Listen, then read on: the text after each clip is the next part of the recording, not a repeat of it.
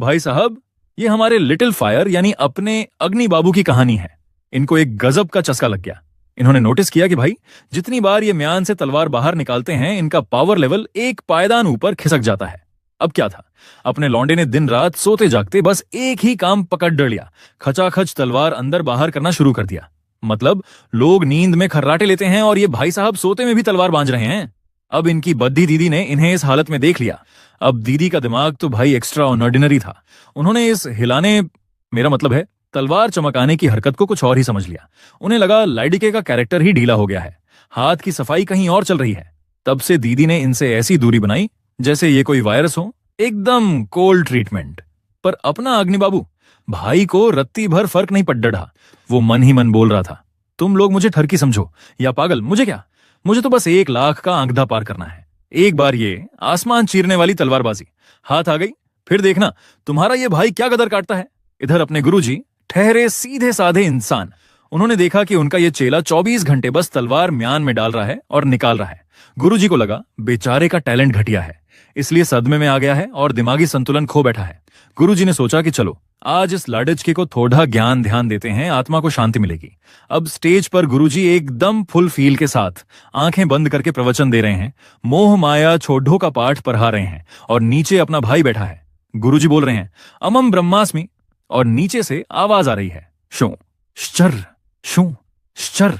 वो तलवार निकालने की किरकिरी आवाज इतनी इरिटेटिंग थी कि गुरुजी का सारा अध्यात्म 1 सेकंड में हवा हो गया। गुरुजी का पारा ऐसा चढ़ा कि वो चिल्लाए, अरे ओए दिमागी रूप से पैदल निकल जा मेरी क्लास से बाहर जा, बाहर जाकर ही अपनी ये खुजली मिटा और तलवार चला। चलो गुरुजी ने भगाया तो भगाया, अपने भाई को तो वैसे भी एकांत चाहिए था। देखते देखते 1 महीना बीत गया और अपने अग्नि बाबू ने भाई साहब 90,000 से ज्यादा बार तलवार निकाल ली थी। अब बस आखिरी के कुछ हजार बचे थे और तभी एंट्री होती है विलन की। 3 महाशक्तियों का दंगल यानी ग्रैंड रेसलिंग टूर्नामेंट शुरू हो गया। अब वहां बड्ढे बड्ढे चीफ गेस्ट, सारे कबीलों के राजा महाराजा, वीआईपी लोग सोफे पर बैठे हैं। लेकिन अपने भाई को क्या मतलब, वो वहां भी कोने में बैठकर शू शर मेन लगा हुआ है। बाकी सारे गुटों के लोग हंस हंसकर लोटपोट हो रहे हैं, सब आपस में कानाफूसी कर रहे हैं। अरे देखो ये वही चिंगारी है ना, पूरे इलाके का सबसे बड्डा नल्ला, इसके पास कोई काम धंधा नहीं है, बस बैठ के लोहा घिसता रहता है। पर अपना भाई एकदम इग्नोर मारो मोड में था। वो कह रहा था, हंस लो बेटा हंस लो, जब मेरा मीटर घूमेगा ना तब तुम्हारी ये बत्तीसी यहीं गिरी मिलेगी। तभी टूर्नामेंट का असली तमाशा शुरू होता है। सामने वाली टीम का एक गुंडा आता है, लॉन्ग एओटियान। भाई साहब आते ही वो अपनी छाती कूटने लगा और हमारे चिंगम संप्रदाय के चेलों को देखकर बोला, सुनो बेकचरों, तुम जितने भी यहां बैठे हो ना, एक से बढ़कर एक चींटियां हो मेरे सामने। किसी में दम है तो आकर मेरे पैर छुए। अब हमारे तीसरे नंबर के भाई से ये बेइज्जती बर्दाश्त नहीं हुई। वो बोले, मैं लूंगा अपने आश्रम का बदला। वो पूरे स्वैग में रिंग में कूदे। पर भाई किस्मत खराब थी, अभी उन्होंने 2 हाथ दिखाए भी नहीं थे कि उस लॉन्ग एओटियान ने ऐसा मुक्का जड्ढा कि तीसरे भाई सीधे 50 मीटर दूर जाकर गिरे और मुंह से खून फेंकने लगे। तीसरे भाई की यह दुर्दशा देखकर वो गुंडा और ज्यादा हवा में उड़ाने लगा। वो छाती ठोक के चिल्लाया, आज जब तक मैं इस रिंग में खद्दा हूं, इस चिंगम संप्रदाय का एक भी चूहा स्टेज पर कदम रखने की हिम्मत नहीं करेगा। सबके सब कायर हैं। वैसे तो हमारे सबसे बड़े के भाई पहले नंबर 1 खिलाड़ी हुआ करते थे, सबको उम्मीद थी कि वो रिकॉर्ड तोड़ देंगे। पर बैड लक भाई, पिछली लड़ाई में ऐसी चोट लगी कि उनका पूरा पावर ग्रिड ही फेल हो गया। अब वो आम आदमियों की तरह बस तमाशा देख सकते थे। अब इस खतरनाक माहौल में जहां सबकी सांसें अटकी हुई थीं, हमारा चेनहाउ अग्नि बाबू अपनी ही धुन में मस्त था। उसकी गिनती अब 99,000 के पार जा रही थी। दिल की धड़कनें तेज हो रही थीं कि बस कुछ ही बार और। लेकिन स्टेज पर वो गुंडा इतनी बकवास कर रहा था और हमारी टीम की इज्जत का कचरा हो रहा था कि अब बड्ढी दीदी से रहा नहीं गया। अपनी जान की परवाह किए बिना गुस्से में तमतमाती हुई वो सीधे रिंग में कूद गई। हालांकि पूरी पब्लिक को पता था कि हमारी दीदी की दाल वहां गलने नहीं वाली है, फिर भी वो अपनी इज्जत बचाने के लिए खदीदी हो गई। हमारी बड्डी दीदी मैदान में तो कूद गई क्योंकि उनका मानना था कि भले ही हमारा संप्रदाय अभी बुरे दौर से गुजर रहा हो, पर इसका मतलब ये नहीं कि पूरा का पूरा आश्रम ही नल्लों से भरा पड्डहारा है। दीदी खुद को एक तगधी स्वॉर्ड गॉडेस समझती थी, सो वो बिना सोचे समझे उस गुंडे लॉन्ग एओटियान से भिद रेज गई। पर भाई जोश में होश खोने का नतीजा हमेशा खराब होता है। दीदी ने पूरा जोर लगा लिया पर वो उस दानव का बाल भी बांका नहीं कर पाई। दीदी मार खाते खाते सोच रही थी, यार ये क्या स्कैम है, हम दोनों एक ही शुरुआती गॉड लेवल पर हैं, फिर ये मुझे कद्दू की तरह क्यों काट रहा है, इतना अंतर कैसे हो सकता है। इधर नीचे खद्दा अपना अग्नि बाबू यानी छोटा भाई टेंशन में आ गया।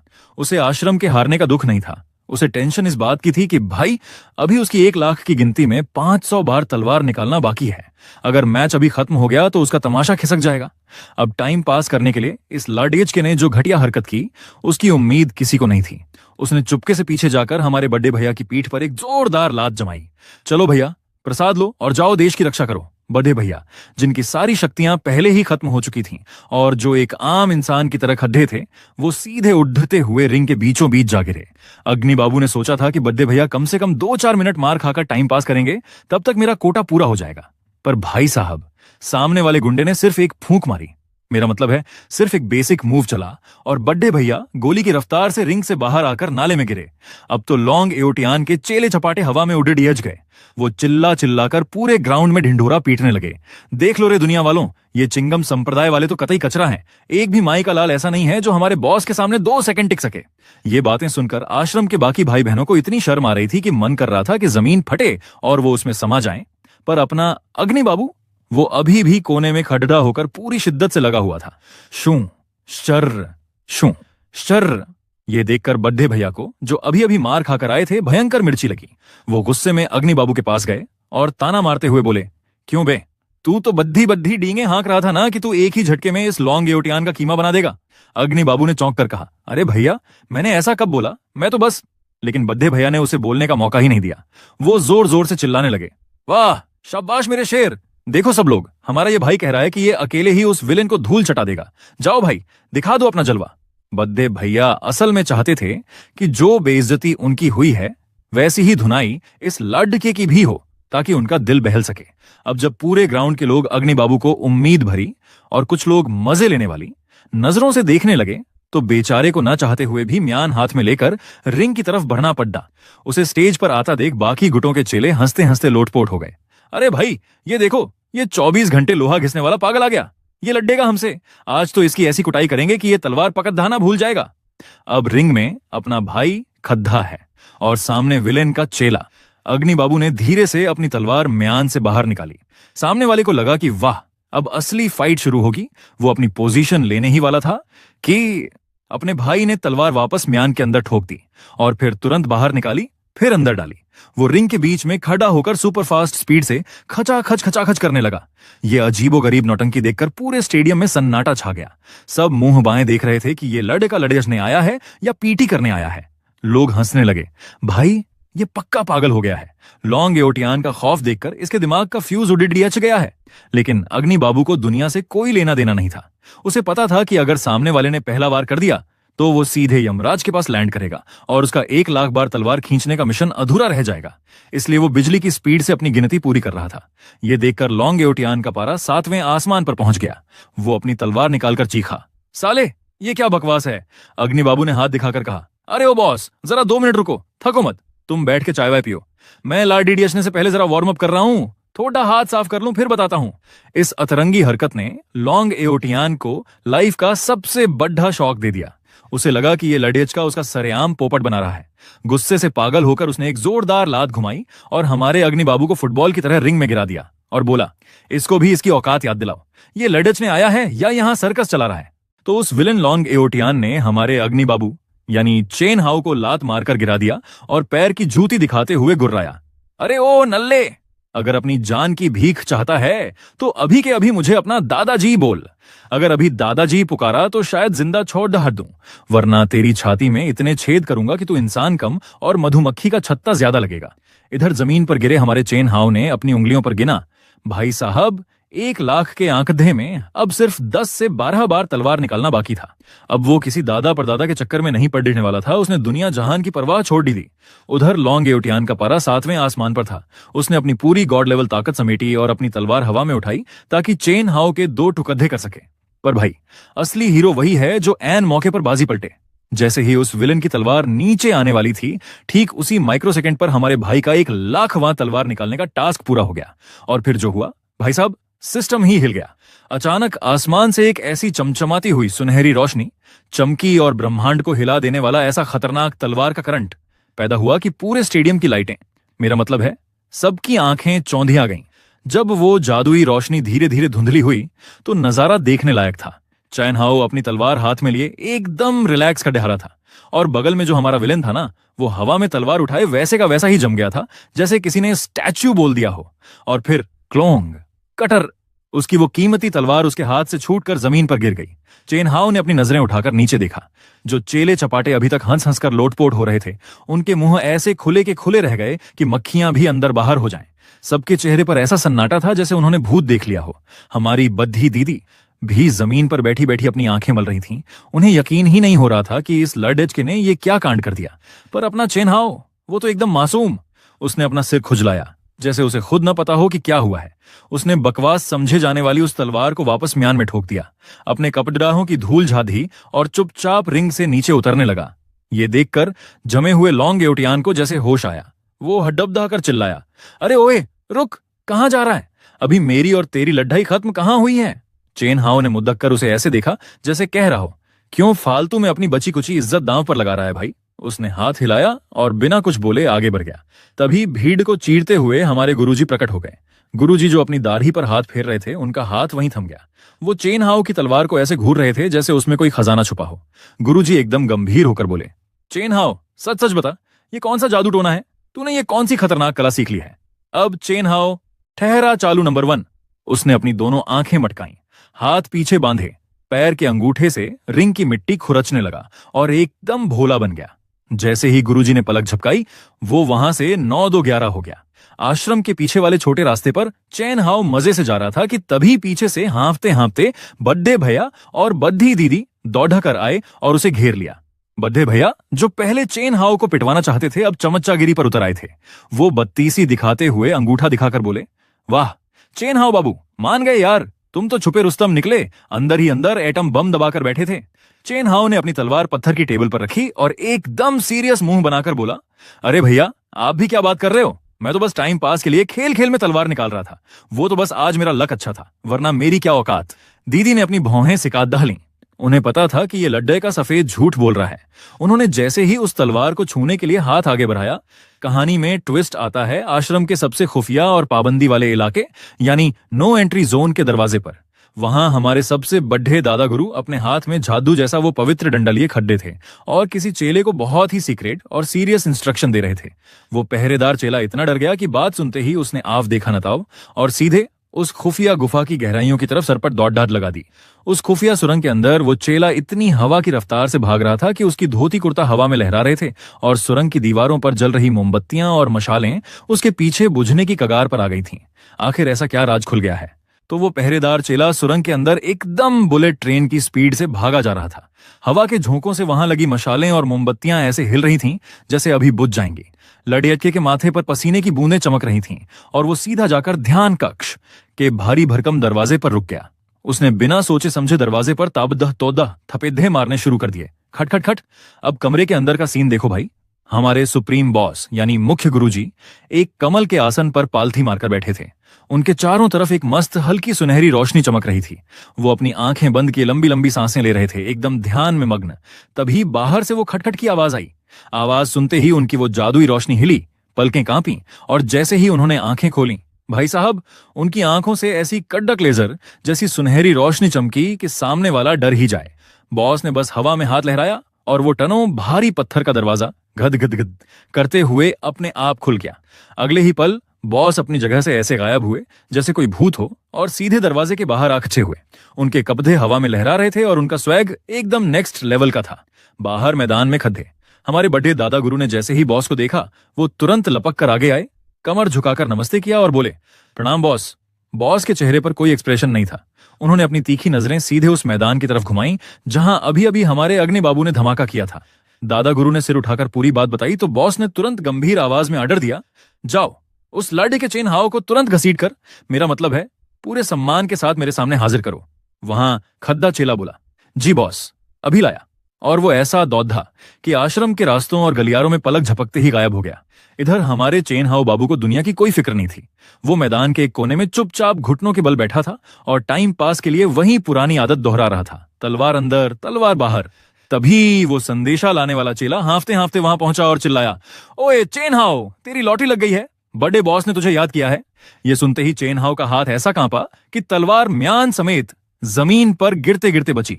उसके चेहरे पर यह क्या बकवाल है वाले एक्सप्रेशन आ गए। अब बॉस के महल की तरफ जाने वाले रास्ते पर अपना चेन हाओ धीरे धीरे कदम बढ़ा रहा था, पर अंदर से उसकी पूरी बत्ती गुल थी। दिल जोर जोर से धड़धड़ रहा था कि कहीं गुरुजी ने उसे क्लास बंक करने के लिए तो नहीं बुलाया। महल के गेट पर पहुंचकर उसने वहां खड़े पहरेदारों को हाथ जोड़ ढाकर प्रणाम किया। पहरेदारों ने महल का वो भारी दरवाजा खोला। छर्र की आवाज आई। चेन हाओ ने एक लंबी सांस ली, अपना कलेजा मजबूत किया और उस आलीशान और डरावने महल के अंदर कदम रख दिया। महल के अंदर हमारे सुप्रीम बॉस अपनी ऊंची गद्दी पर एकदम राजाओं की तरह बैठे थे। चेन हाओ बीचों बीच पहुंचा, थोड़ा झुका और पूरी ताकत से चिल्लाया, चेला चेन हाओ बड्ढे बॉस के चरणों में प्रणाम करता है। बॉस ने हाथ के इशारे से उसे सीधा खड़डाका होने को कहा और अपनी भारी आवाज में पूछा, लड़के अभी अभी तूने मैदान में जो आसमान हिलाने वाला करिश्मा किया था वो क्या था? क्या तूने चोरी छिपे कोई गॉड लेवल की सीक्रेट विद्या सीख ली है?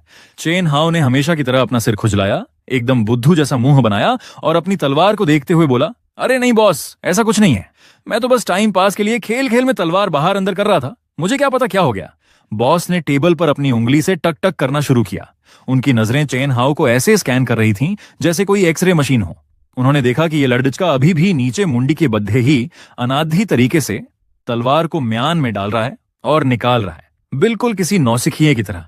चेन हाओ ने ऊपर देखा और अपनी वही मासूम बत्ती सी दिखाने वाली हंसी हंसते हुए बोला, बॉस आप खुद ही देख लो, अब तो मैं कितनी भी बार तलवार निकालूं कोई रोशनी वोशनी नहीं चमक रही, वो बस एक बार का तुक्का था। पर बॉस इतने कच्चे खिलाड़ी थोड़े ही थे।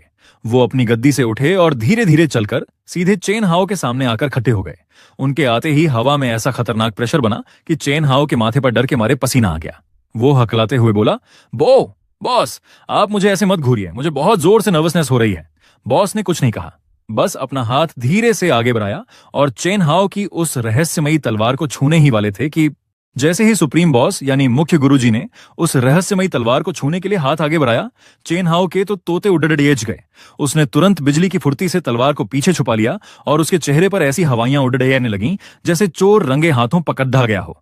बॉस ने भी सोचा, अच्छा बेटा हमसे लुका छिपी खेलोगे? उन्होंने अपने शरीर से वो गॉड लेवल वाला डरावना प्रेशर थोड़ा और बढ़ा दिया और एक हल्की सी तीखी पावर चेन हाओ की तरफ फेंकी। अब अपने भाई की एक्टिंग देखो। प्रेशर पड़ डिड़ते ही उसका चेहरा एकदम सफेद पड़ डॉच गया। उसने हाथ से तलवार ऐसे छोड़ी जैसे उसे बिजली का झटका लगा हो। प्लॉन्ग, तलवार जमीन पर जा गिरी। वो एकदम घबराकर नीचे झुका, तलवार उठाई और रो उतरा सा मुंह बनाकर बोला, अरे बड्डे बॉस रहम करो प्रभु, मैं तो एक छोटा सा मासूम सा चेला हूं। आपकी इस भयंकर पावर को मेरा ये कमजोर शरीर नहीं झेल पाएगा। काहे गरीब की जान लेने पर तुले हो। बॉस ने चेन हाओ की ये हालत देखी, घबराया हुआ, कांपता हुआ, एकदम नल्ला सा लड्ढका।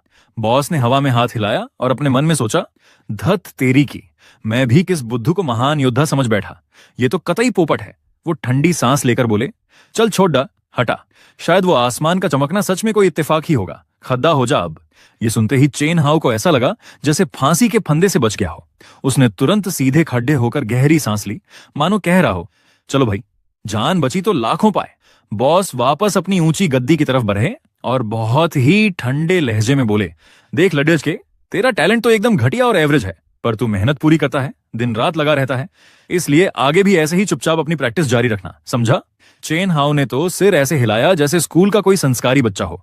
उसने अपनी तलवार को छाती से चिपका लिया और एकदम आज्ञाकारी चेला बनकर बोला, जी बॉस, आपकी बात सिर माथे पर, मैं आगे भी पूरी लगन से बस यही काम करूंगा, अच्छे से तलवार अंदर बाहर करूंगा और अपनी खुजली मिटाऊंगा, मेरा मतलब है प्रैक्टिस करूंगा।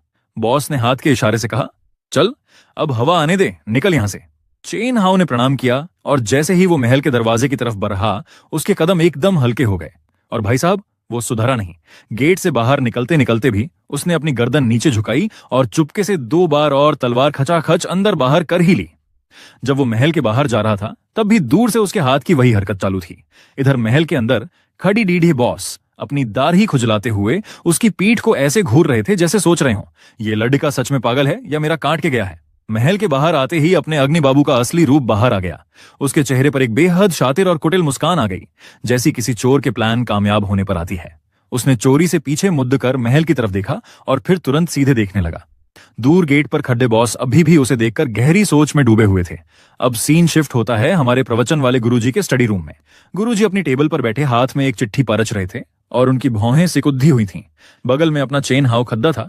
जिसके हाथ की उंगलियां फिर मचलने लगी थीं और वो गुरुजी के नाक के नीचे भी चुपके से शू शू करके तलवार हिला रहा था। गुरुजी ने जैसे ही चिट्ठी टेबल पर रखी और हल्की सी खांसी की, खूं खूं, चेन हाउ का हाथ वहीं का वहीं जम गया, जैसे स्कूल में मास्टर जी के खांसते ही बच्चे सीधे बैठ जाते हैं।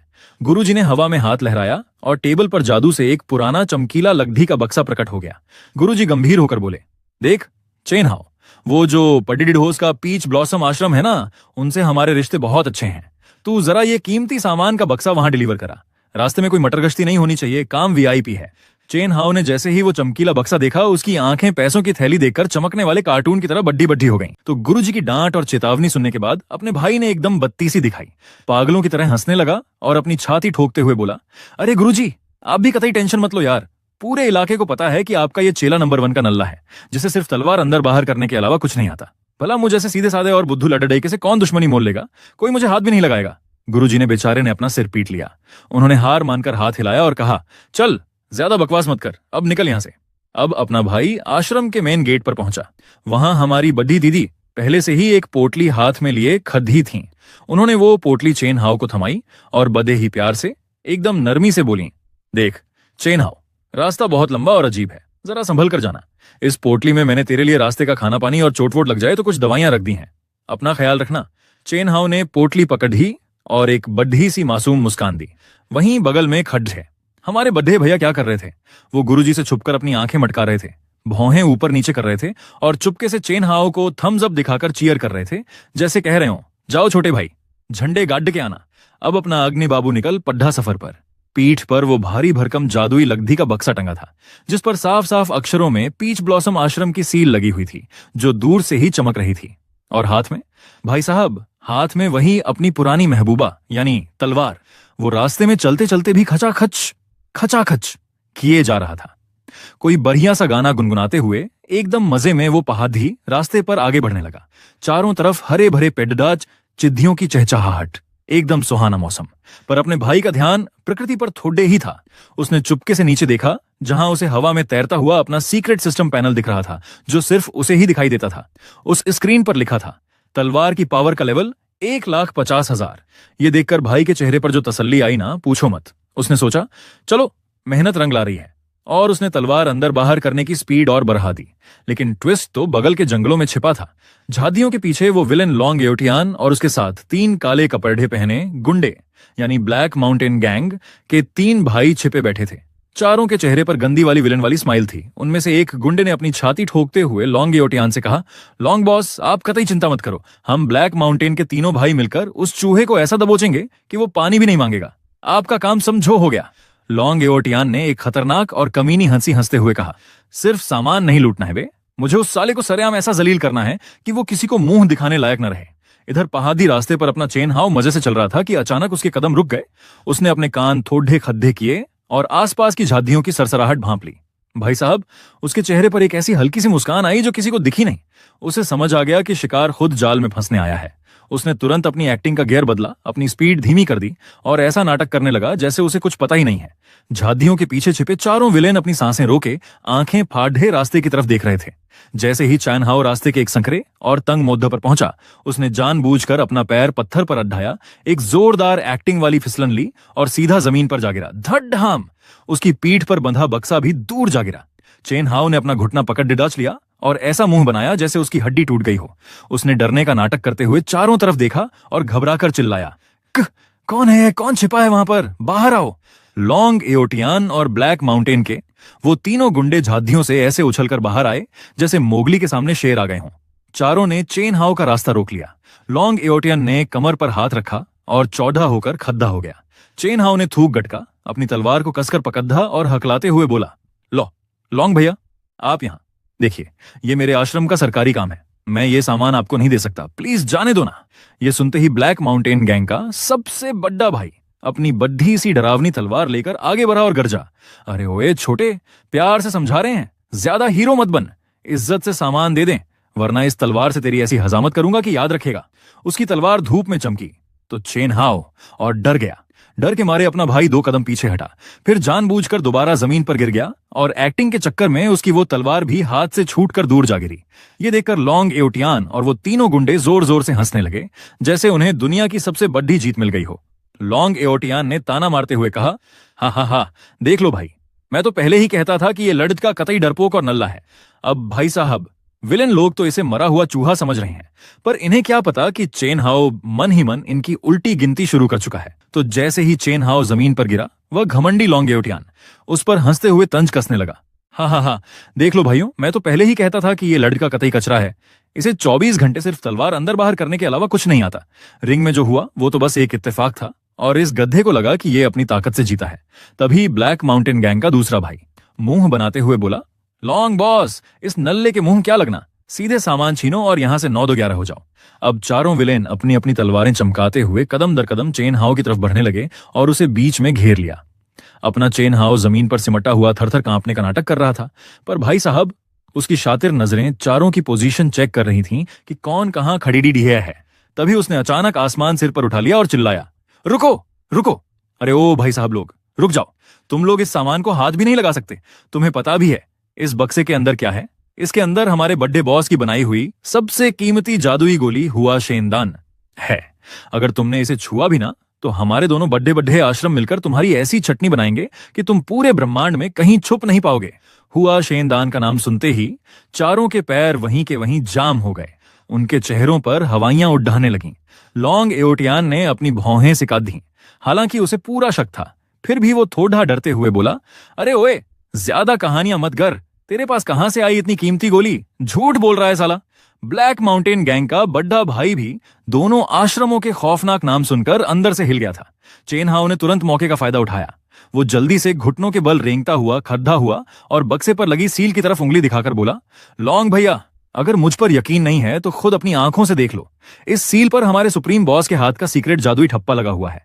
क्या मैं इतनी बड़ी बात पर झूठ बोलूंगा? यह सुनकर ब्लैक माउंटेन गैंग का दूसरा भाई एक्साइटेड हो गया और बक्से को छूने के लिए आगे बढ़ा, पर अपने चेन हाओ ने तुरंत झपट्टा मारकर उसका हाथ पीछे धकेला और भयंकर टेंशन का नाटक करते हुए चिल्लाया, अरे मत छूना भाई, गलती से भी मत छूना। इस जादुई ठप्पे में सेंसर लगा हुआ है। जैसे ही कोई अनजान बंदा इसे छुएगा, सीधे बड्डे बॉस के पास अलार्म बज जाएगा और वो 2 सेकंड में यहां आकर हम सबका कीमा बना देंगे। वो दूसरा भाई तो इतना डर गया कि उसने अपना हाथ ऐसे पीछे खींचा जैसे उसने गर्म तवे को छू लिया हो। लॉन्ग एओटियान के दिमाग में अभी भी शक का कीड़ा कुलबुला रहा था, पर बक्से पर लगी असली सरकारी सील को देखकर उसकी भी हिम्मत जवाब दे गई। तभी ब्लैक माउंटेन गैंग के तीसरे भाई ने दबी आवाज में अपने बड़े भाई के कान में फुसफुसाया, भाई, दोनों आश्रमों से पंगा लेना मतलब सीधे यमराज को दावत देना है। अपनी जान प्यारी है तो चलो यहां से पतली गली पकड़ डिडिच लेते हैं, सामान को मारो गोली। बधे भाई ने भी गहरी सोच में डूबकर अपना सिर हिलाया, यानी वो पूरी तरह मान गया था कि यहां से खिसकना ही बेहतर है। लॉन्ग एओटियान ने गुस्से में चेन हाओ को घूरते हुए अपने दांत भींचे और बोला, लड्डी डीछे, याद रखना, अगर तूने मुझसे झूठ बोला होगा तो मैं तेरी चमद्धी उदे धा दूंगा। चैन हाओ ने अपने माथे का नकली पसीना पोंछा और एकदम सीधा साधा चेहरा बनाकर बोला, अरे लॉन्ग भैया, मेरी क्या मजाल जो आपसे झूठ बोलूं, जान सबको प्यारी होती है भाई, मुझे कोई मरने का शौक थोड़ी ना है। लॉन्ग एओटियान गुस्से से पैर पटकने लगा, क्योंकि उसकी सारी हिगदी धरी की धरी रह गई थी और वो कुछ कर भी नहीं पा रहा था। आखिरकार उसने हवा में हाथ लहराया और चिढ़कर बोला, चलो बे, निकलो यहां से। इस नल्ले की किस्मत आज अच्छी थी जो बच गया। ब्लैक माउंटेन के तीनों भाई भी मायूस चेहरा लेकर लॉन्ग एओटियान के पीछे पीछे झाधियों में गायब हो गए। जैसे ही चारों विलेन की पीठ पूरी तरह गायब हुई, अपने चेन हाओ बाबू ने एक लंबी और सुकून की सांस ली। उसकी पूरी बॉडी जो डर के मारे अकददाट गई थी, एकदम रिलैक्स हो गई। उसने कुछ देर अपने कान खड्डे करके सुना ताकि कंफर्म हो सके कि वो चारों सचमुच जा चुके हैं। जैसे ही पक्का हुआ कि रास्ता साफ है भाई साहब, उसने अपने कब्दुढ़ियों की धूल झद दी, जमीन से अपनी तलवार उठाई और उसके चेहरे पर ऐसी कुटिल और शातिर मुस्कान आई कि क्या ही कहें। उसने उस जादुई बक्से को देखा और मुस्कुराते हुए खुद से ही बोला, हुआ शेंदान। भाई साहब, ऐसी कोई गोली अगर सच में होती ना, तो सबसे पहले इसे मैं खुद ही गटक जाता, दूसरों को क्यों देता। क्या गजब चूना लगाया है। चेन हाओ ने बक्से को वापस अपनी पीठ पर लादा। तभी अचानक उसके शातिर दिमाग की बत्ती चमकी और वो रुक गया। उसने अपनी पोटली खोली, उसमें से एक कोरा कागज और पेन निकाला और फटाफट उस पर कुछ लाइनें लिखी। फिर उसने उस पर्ची को रास्ते के किनारे एक बड्डे से पेड़ एज के तने पर चिपका दिया और अपने हाथ झादते हुए आगे बढ़ गया। अब अपना भाई फिर से उसी पुराने स्वैग में था। रास्ते पर मजे से चल रहा था और हाथ की स्पीड बढ़ाते हुए तलवार को खचाखच अंदर बाहर किए जा रहा था। और उधर स्क्रीन पर उसकी तलवारबाजी की प्रैक्टिस का स्कोर रॉकेट की रफ्तार से ऊपर भागे जा रहा था। तो भाई, उधर स्क्रीन पर उसकी तलवारबाजी का स्कोर 1,60,000 पार कर चुका था। अपना भाई एकदम चिल मोड में गाना गुनगुनाता हुआ मजे से पैर मटकाते आगे बढ़ रहा था। लेकिन उधर जंगल के अंदर लॉन्ग एओटियान के दिमाग की बत्ती थोड़ी देर से जली। वो अचानक रुक गया, उसके चेहरे पर गुस्सा आ गया और वो अपने दांत भींच कर बोला, अरे धत्तेरे की, कुछ तो गट धब्ध है भाई। वो नल्ला लड्ढा का पक्का हमारा सरेआम काट के गया है, हमें बेवकूफ बनाया है उसने। ब्लैक माउंटेन गैंग का बड्ढा भाई भी तुरंत सुर में सुर मिलाते हुए बोला, लॉन्ग बॉस, आप कतई सच कह रहे हो। भला इतनी बड़ी जादुई गोली वो ऐसे एरे गरे नल्ले को डिलीवर करने के लिए क्यों देंगे? हमारे साथ स्कैम हुआ है। चारों ने एक दूसरे को देखा और गुस्से में पैर पटकते हुए वापस उसी रास्ते की तरफ भागे। जब वो चारों भागते हुए उसी पेडन के पास पहुंचे तो लॉन्ग एओटियान की नजर उस पर्ची पर पड़ी जो चेन हाउ ने चिपकाई थी। उसने झपट्टा मारकर पर्ची उखाड़ दी और चारों सिर जोड़ा कर परहने लगे। पर्ची पर लिखा था, लॉन्ग भैया, जान बख्शने के लिए बहुत बहुत थैंक यू। वैसे एक सीक्रेट बात बताऊं, उस बक्से में कोई जादुई गोली नहीं है, बल्कि वो आश्रम का कबाडेच और एक्सपायर्ड गोलियां हैं जिन्हें फेंकने ले जा रहा था। मुझे डर था कि कहीं आप ये फालतू कचरा लूटकर अपनी बेइज्जती न करवा बैठे, इसलिए मैंने आपको डराकर भगा दिया। थैंक यू मत बोलना, आपका अपना चेन हाओ। ये पढ़ते ही चारों के चेहरों का रंग ऐसा बदला जैसे किसी ने उन पर कालिख पोत दी हो। लॉन्ग एओटियान ने गुस्से में उस पर्ची के 1000 टुकड़े कर दिए और आसमान सिर पर उठाते हुए चीखा, चेन हाओ के बच्चे, तेरी इतनी हिम्मत कि तूने लॉन्ग एओटियान को उल्लू बना दिया। आज तो मैं तेरा कीमा बनाकर ही दम लूंगा। इधर आगे रास्ते में एक तिराहा 3 रास्तों का मुद्दच आया। चेन हाओ ने अपना शातिर दिमाग चलाया। उसने जानबूझकर लेफ्ट साइड वाली छोटी और संकरी पगडंडी पर अपने पैर का एक गहरा साफ साफ दिखने वाला निशान छोड़े डीच दिया और खुद चुपके से राइट साइड वाले चौधे और साफ रास्ते पर मुद्दिम गया। वो अपनी वही खचाखच वाली हरकत करते हुए मन ही मन हंस रहा था कि आओ बेटा, अब तुम्हें असली मजा चखाता हूं। थोड़ी देर बाद लॉन्ग एओटियान अपनी पलटन लेकर उसी तिराहे पर पहुंचा। जमीन पर पैर का निशान देखकर वो कमीनी हंसी हंसा और बोला, हाँ, लड्ढका भागने में तो तेज है, पर इतना बड़ा बेवकूफ है कि अपने पैरों के निशान ही छोड़ गया। उसे लगा वो मुझे चकमा दे देगा। चलो भाइयों, इसी रास्ते पर है वो चारों जोश जोश में उस लेफ्ट वाले संकरे रास्ते में कूद गए। पर भाई साहब, वो रास्ता क्या था? कतई नर्क था। चारों तरफ कंटीली झादियां थीं। चारों के कपद्धे फट गए, झादियां उनके चेहरे पर चुभने लगीं और वो चारों किसी भीगे चूहे की तरह लदखदाते हुए भयंकर बेइज्जती के साथ आगे बढ़ने लगे। इधर अपने चेन हाउ बाबू साफ सुथरे हाईवे वाले रास्ते से चलते हुए दूर से ही पीच ब्लॉसम आश्रम के आलीशान गेट को देख चुके थे। उनका मूड एकदम फ्रेश था। उन्होंने माथे का पसीना पोंछा और तेज कदमों से आगे बढ़ते हुए बुदबुदाए, लॉन्ग एओटियान बाबू, तुम वहीं झादियों में अपनी खुजली मिटाओ। तुम्हारा भाई तो वीआईपी एंट्री मार चुका है। गेट पर तैनात पहरेदारों ने बक्सा रिसीव किया और बड़े आदर के साथ चेन हाउ को आश्रम के अंदर ले गए। और हमारा भाई अंदर जाते जाते भी उसकी उंगलियां म्यान पर ही चल रही थीं। शू शर। आश्रम का अंदर का नजारा बद्दा ही गजब था। चारों तरफ गुलाबी गुलाबी फूलों के पेड़ोद थे। मस्त खुशबू आ रही थी। गाइड करने वाले चेले ने चेन हाउ को एक खूबसूरत रास्ते पर ले जाते हुए कहा, चेन हाउ भाई, बस इसके आगे हमारा रेस्ट हाउस है, आप वहां आराम कीजिए। चेन हाउ ने उसे विदा कर दिया, पर वो खुद सीधा रेस्ट हाउस जाने के बजाय आश्रम के अंदर ही मटरगश्ती करने लगा। फूलों की महक के बीच उसे दूर से बादलों जैसा धुआं, कोहरा और पानी के बहने की कलकल आवाज सुनाई दी। उसके अंदर का जासूस जाग गया। उसने सोचा, चलो देखकर आते हैं क्या सीन है, और वो उसी धुंध की तरफ बढ़ गया, हाथ की हरकत बिना रोके। जैसे ही चेन हाउ ने फूलों की झादियों को हाथ से हटाया, उसके सामने एक कांच जैसा साफ साफ पानी का तालाब आ गया, जिसके ऊपर भाप उड़ी डीएच रही थी। असल में वो वहां का सबसे पवित्र और सीक्रेट स्विमिंग पूल था, जादुई वाटर पूल। चेन हाउ की आंखें चमक उठीं। उसने अपना सामान साइड में रखा और सोचा कि चलो हाथ मुंह धो लेते हैं। पर भाई साहब, जैसे ही उसने पहला कदम बढ़ाया, उसका पैर पानी के किनारे जमी काई पर ऐसा फिसला कि वो सुपरमैन की तरह हवा में उड्डाणता हुआ सीधे तालाब के किनारे घास पर जाकर गिरा। धाम। अब ट्विस्ट ये है कि उस तालाब के बीचों बीच, गुलाब और पीच के फूलों की पंखुद्दियों के बीच, वहां की सबसे खूबसूरत और कड्डक मिजाज वाली सीनियर दीदी हुआ टांग टांग आराम से वाटर बाथ ले रही थीं। अचानक पानी के गिरने और किसी के गिरने की आवाज सुनकर उन्होंने जैसे ही मुद्दुक कर देखा तो वहां घास पर हमारा चेन हाउ रेंगता हुआ नजर आया। दीदी का पारा 1 सेकंड में 7वें आसमान पर पहुंच गया। उन्होंने पानी के अंदर से ही अपनी कड़क और गुस्से से भरी आवाज में डांटते हुए चीखा, अरे ओए ठरकी, रुक जा वहीं, अपनी जगह से 1 इंच भी आगे मत बढ़ना, वरना यही तेरी समाधि बना दूंगी। तो जैसे ही उस जादुई वाटर पूल में हुआ, टांग टांग दीदी ने उसे डांटा। हमारे चेन हाउ का चेहरा शर्म और डर के मारे एकदम टमाटर की तरह लाल हो गया। वो बुरी तरह घबरा गया और हवा में हाथ पैर हिलाते हुए पागलों की तरह माफी मांगने लगा। अरे दीदी, सॉरी, कतई सॉरी, मेरा वो मतलब नहीं था, मैं कसम से जानबूझकर यहां नहीं आया। मेरा पैर फिसल गया था, मुझे माफ कर दो।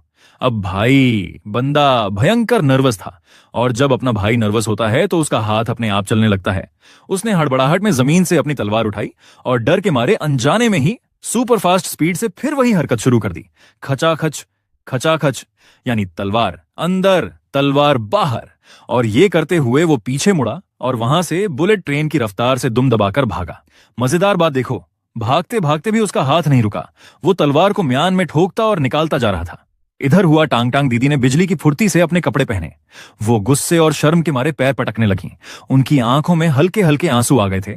उन्हें इतना गुस्सा और वीआईपी लेवल का वियर्ड फील हो रहा था कि उन्होंने अपनी मुट्ठियां भींचकर चिल्लाया, कमीने, ठरकी, रुक तू, तुझे तो मैं छोड़ूंगी नहीं। आज ही जाकर बड़े बॉस से तेरी शिकायत लगाती हूँ। तुझे इस आश्रम से धक्के मारकर बाहर न निकलवाया तो मेरा नाम भी हुआ टांग टांग नहीं।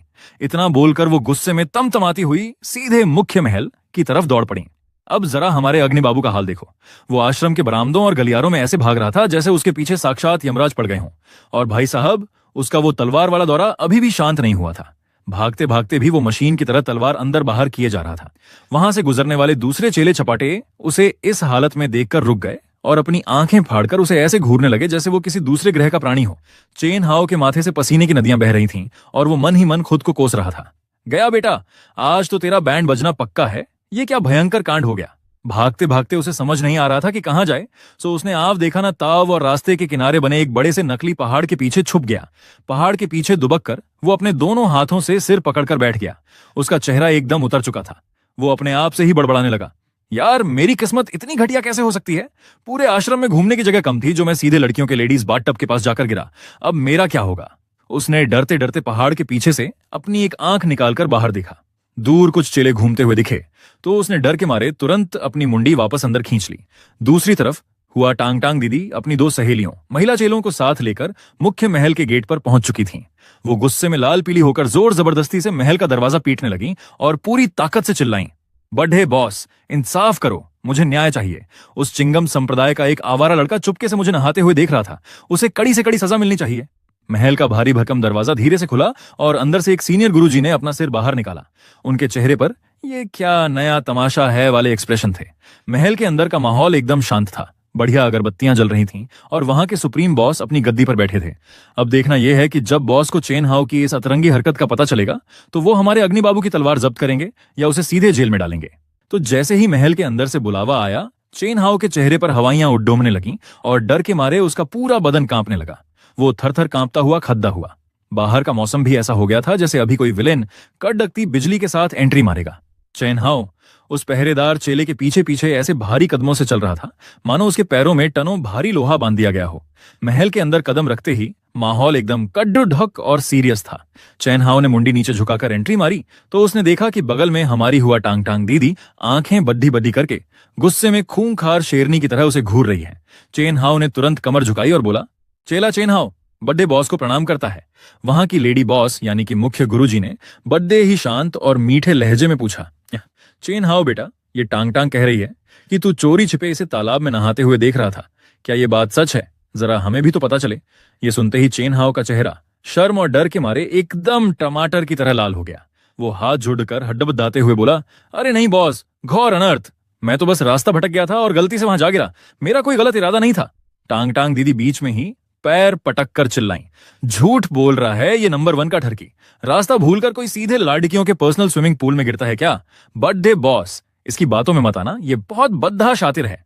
बॉस ने मुस्कुराते हुए हाथ के इशारे से दोनों को चुप कराया। वो चेन हाउ को बड्डी ही गहरी नजरों से देख रही थीं, जैसे कह रही हो, बेटा चालाक तो तू है।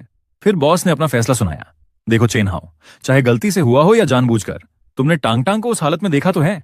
अब इसकी सजा और माफीनामा यही है कि टांग टांग जब अपने अगले सीक्रेट मिशन पर जाएगी तो तुम इसके बॉडीगार्ड बनकर जाओगे और इसकी रक्षा करोगे।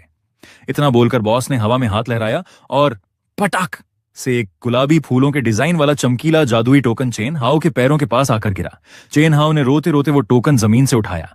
महल से बाहर निकलते ही टांग टांग दीदी उसके पीछे पीछे कमर पर हाथ रखकर चल रही थीं और अपनी तीखी नजरों से उसकी पीठ में छेद कर रही थीं। वो गुस्से में फुसफुसाईं, बेटा चेन हाउ, अब तू बच के रहना। इस पूरे सफर में मैं तेरी ऐसी बैंड बजाऊंगी कि तू अपनी नानी को याद करेगा। चेन हाउ ने रोता हुआ मुंह बनाया और गिद्ध गिद्धाते हुए बोला, अरे मेरी छोटी छोटी दादी अम्मा, रहम करो, मैं कसम से जानबूझकर वहां नहीं आया था। तुम मुझे बख्श दो, मुझे तुम्हारे साथ इस वीआईपी टूर पर नहीं जाना भाई, मेरी जान छोड़ दो। पर दीदी तो फुल मूड में थी। शाम को चेन हाउ ने अपने रेस्ट हाउस में चुपके से एक छोटी सी पोटली बांधी, उसे अपनी पीठ पर लादा और सोचा कि चलो दीदी के जागने से पहले ही यहां से दबे पांव नौ दो ग्यां हो जाते हैं। उसने बिल्ली की तरह एकदम धीमे धीमे कदम बढ़ाए और जैसे ही अपने कमरे का दरवाजा खोला और बाहर झांका, सरप्राइज, दरवाजे के ठीक पीछे टांग टांग दीदी पहले से ही हाथ बांधे पूरी तैयारी के साथ खड़ी थी। वो रास्ता रोककर बोली, क्यों बेठरकी, भागने का प्लान था, मेरी आंखों से बचकर निकल जाएगा, इतनी तेरी औकात नहीं है। चेन हाउ ने अपना सिर पकड़ लिया और बद्धे ही प्यार से समझाने लगा, अरे हो मेरी वीआईपी मैडम, मेरी बात सुनो, तुम काहे मेरे पीछे हाथ धोकर पडीडीडीएच गई हो? बड्ढे बॉस ने बोल दिया तो क्या जरूरी है कि तुम उनकी हर बात मानो ही? घर पर बैठो, आराम करो ना। टांग टांग दीदी ने अपना पाउंड बनाया, नाक ऊपर सिका दी और बड्ढे ही एटीट्यूड में बोली, मैं बड्ढे बॉस की बात क्यों ना मानूं? और सबसे बद्धी बात, तूने मेरा पोपट बनाया है। अब मैं 24 घंटे तुझ पर सीसीटीवी कैमरे की तरह नजर रखूंगी ताकि तू कोई और घटिया हरकत न कर सके। चल आगे बढ़। चैन हाउ थक हार कर रुक गया। उसने हाँफती हुई टांग टांग को देखा और आखिरी बार डराते हुए बोला, देख लो दीदी, सच कह रहा हूं, मेरे साथ चलोगी तो रास्ते में भयंकर मुसीबतें आएंगी। जंगल का रास्ता है, डाकू विलेन मिलेंगे, बहुत तकलीफ होगी, रोना आ जाएगा तुम्हें। अब वो दोनों आश्रम के मेन गेट से बाहर आ चुके थे। ठंडी हवा चल रही थी जिसमें फूलों की खुशबू थी। टांग टांग दीदी ने अपनी छाती चौड़ी की, अपना चेहरा हवा में उठाया और पूरे स्वैग के साथ बोली, मुझे किसी मुसीबत से डर नहीं लगता, और वैसे भी मेरे पास बर्थडे बॉस का वीआईपी जादुई टोकन है। भला किसकी इतनी मजाल जो हमारे रास्ते में आए। तो टांग टांग दीदी ने वो अपना जादुई टोकन हवा में लहराया और एटीट्यूड में बोली, जब तक ये हमारे पास है किसी की हिम्मत नहीं जो हमसे पंगा ले। फिर अचानक उनकी नजर चेन हाउ के हाथ पर पड़ी, जो अभी भी खचाखच खचाखच किए जा रहा था। दीदी ने अपनी भौहें सिका दी और चिढ़कर पूछा, वैसे एक बात बताओ, तुम 24 घंटे इस कबाड़दाज तलवार को अंदर बाहर क्यों करते रहते हो? क्या तुम्हें जिंदगी में सिर्फ यही एक योगासन आता है या दिमाग का कोई पेंच ढीला है? चेन हाउ ने तुरंत उस तलवार को अपनी पीठ के पीछे छुपाया और हमेशा की तरह मासूम सा मुंह बनाकर बात घुमाते हुए बोला, अरे दीदी कुछ नहीं, बस ऐसे ही हाथ की नसें ढीली कर रहा हूं ताकि रास्ते में कोई डाकू आए तो उसे अच्छे से प्रसाद दे सकूं। अब वो दोनों आश्रम के रास्ते से काफी दूर आ चुके थे। रास्ते पर धूल उड़ियच रही थी और टांग टांग दीदी साये की तरह उसके साथ साथ चल रही थी। चेन हाउ ने हार मानकर एक गहरी सांस ली और बोला, चलो ठीक है बाबा, तुम साथ चल सकती हो, लेकिन मेरी एक शर्त है, रास्ते में जो मैं बोलूंगा वो तुम्हें मानना पड़ेगा। कोई नखरे या गदर नहीं होना चाहिए, समझे? ये सुनते ही टांग टांग दीदी की आंखें खुशी से चमक उठी। उनके चेहरे पर एक प्यारी सी स्माइल आई, पर उन्होंने तुरंत खुद को संभाला और अपना एटीट्यूड वापस लाते हुए अकद्य कर बोली, अरे ओए, तुम्हारी बात भला मैं क्यों मानूं? मैं तो बस अपने बड़े बॉस का ऑर्डर फॉलो कर रही हूं, वरना मुझे तुम्हारे जैसे नल्ले के साथ घूमने का कोई शौक नहीं है। चेन हाउ ने अपनी आंखें ऊपर चढ़ाई, यानी फुल ऑन इग्नोर वाला व्हाइट रोल दिया और आगे बढ़ गया। रास्ते के किनारे एक छोटा सा पुराना चाय का ठेला था जहां कुछ लकड़ोड़ी की टेबल और बेंच पड़ी थी। दोनों थक चुके थे तो वहां बैठ गए। चेन हाउ ने चिल्लाकर कहा, ओए उस्ताद, जरा तो कड़क चाय लगाना। चाय आई तो टांग टांग दीदी ने जैसे ही एक घूंट लिया, उनका मुंह कड़वा हो गया। उन्होंने तुरंत कप टेबल पर पटका और नाक मुंह सिकोधते हुए बोली, छी, ये कैसी घटिया चाय है, कतई उबला हुआ पानी दे दिया। हमारे आश्रम की चाय के सामने तो ये नाले का पानी लग रहा है। चैन हाउ ने चुपचाप अपनी चाय खत्म की और मन ही मन हंसा। चलते चलते रात हो गई और वो दोनों एक छोटे से चकाचौंध वाले कस्बे टाउन में पहुंचे। वहां एक होटल देखकर वो अंदर गए तो वेटर दौड़ डिग कर आया, आइए सर, बताइए कितने रूम चाहिए? चेन हाउ अभी मुंह खोलकर बोलने ही वाला था कि भैया 2 अलग अलग रूम। तभी टांग टांग दीदी ने पीछे से उसका कुर्ता खींचा, उसके एकदम पास आई, इतनी पास कि उनकी सांसें चेन हाउ के कान पर छू रही थीं और धीरे से फुसफुसाईं, ज्यादा नवाब मत बनो, पैसे बचाओ और सिर्फ एक ही रूम बुक करो। डर काहे कर रहे हो? बेड पर मैं सोऊंगी और तुम चुपचाप नीचे जमीन पर चटाई बिछाकर सो जाना, समझे? चेन हाउ बेचारा सीधा फ्रीज हो गया। कमरे के अंदर का नजारा बद्धा साधारण था। चेन हाउ जमीन पर घास की चटाई पर लेटा हुआ था, पर भाई साहब उसकी उंगलियां अभी भी एक्टिव थीं। वो लेटे लेटे भी धीरे धीरे शूम शर्र कर रहा था। बेड पर लेटी टांग टांग दीदी को नींद नहीं आ रही थी। वो कभी इस करवट बदलती तो कभी उस करवट। आखिरकार इस खचाखच की आवाज से तंग आकर वो तकिया उठाकर चिल्लाई,